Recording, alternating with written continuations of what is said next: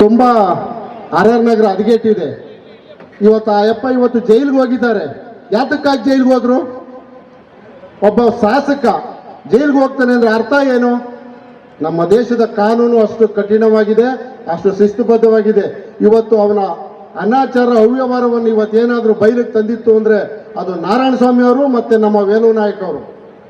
ನಿಜವಾಗ್ಲೂ ಧೈರ್ಯದಿಂದ, ಯಾಕೆಂದ್ರೆ ಮುನ್ರಾತ್ನ ಒಬ್ಬ ದುಷ್ಟ, ಒಬ್ಬ ರೌಡಿ, ನಾವೆಲ್ಲ ಗೊತ್ತಿದ್ದೇ ಜೊತೆಯಲ್ಲಿದ್ದು, ವಿಧಿ ಇರಲಿಲ್ಲ. ಆದ್ರೆ ಅವನ ಅನಾಚಾರ ಇವತ್ತು ಬಯಲಿಗೆ ಎಳೆದು ಇಡೀ ದೇಶದ ಜನತೆಗೆ, ಇಡೀ ರಾಜ್ಯದ ಜನತೆಗೆ ಇವತ್ತು ಪರಿಚಯ ಮಾಡಿದ್ರೆ ಅವನೇನು ಅಂತೇಳಿ. ಅಂತ ವ್ಯಕ್ತಿ ಮತ್ತೊಮ್ಮೆ ನಮಗೆ ಬೇಡ. ನಾನು ಬೇರೆ ಏನು ಮಾತಾಡೋದಿಲ್ಲ. ನಮ್ಮ ಸಂಘದ ಯುವಕರು ಈ ಭಾಗದಲ್ಲಿ 100 ಜನ ಯುವಕರು ಇದ್ದಾರೆ.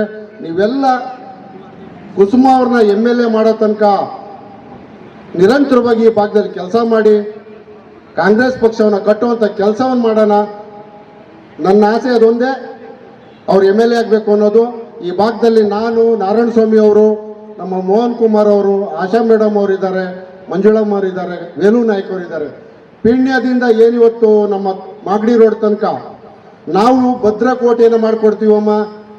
ನಿಜವಾಗ್ಲೂ ನಿಮ್ಮ ತಂದೆಗೆ ಏನು ಚುನಾವಣೆಯ ಜವಾಬ್ದಾರಿಯನ್ನು ನಾವು ಕಡಿಮೆ ಮಾಡ್ತೀವಿ. ನಾವು 5-6 ಜನ ಎಲ್ಲಿಂದ, ಪೀಣ್ಯದಿಂದ ತುಮಕೂರು ರೋಡ್, ಯಶವಂತಪುರದಿಂದ ನಮ್ಮ ಮಾಗಡಿ ರೋಡ್ ತನಕ ನಾವು 6-7 ಜನ ಏನಿವತ್ತು ಪಾಲಿಕೆ ಮಾಜಿ ಸದಸ್ಯರಿದ್ದೀವಿ, ಮುಖಂಡರುಗಳಿದ್ದೀವಿ.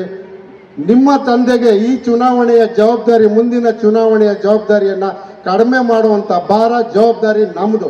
ಆ ಕೆಲಸವನ್ನು ಖಂಡಿತ ನಾವು ಮಾಡ್ತೀವಿ.